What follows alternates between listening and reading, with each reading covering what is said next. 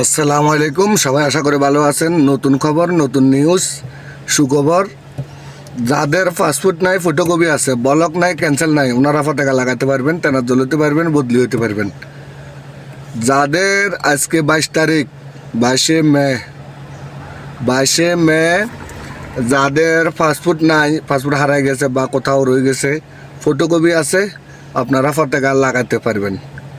Only photocopy. না বুঝলে আমার সাথে যোগাযোগ করবেন। আমি সালালা আছি, আমার সামনে আইতে হবে। সালালা আসি, আমার নাম্বারে কল দিলে আমি 10 মিনিটের ভিতরে সালালা বাঙালি বাজার যাব। আপনি ফোনে বাইক কেমনে লাগামো, কি আসো বিষয় এত কিছু যদি জানতে চান, আমি ইনশাল্লাহ আজকে আপডেট বড় ভিডিও দিয়ে দেবো একটা। ইনশাল্লাহ আজকে 22 তারিখ, ইনশাল্লাহ আমি আপডেট দেবো আপনাদেরকে। আবারও রিপিট করতেছি, যাদের পাসপোর্ট নাই, ফটোকপি আছে, তারা পতাকা লাগাতে পারবে, বৈধ হতে পারবে, তারা বদলি হতে পারবে, তেনাজ্জল হতে পারবে। আশা করি বুঝতে পারছেন। ধন্যবাদ সবাইকে।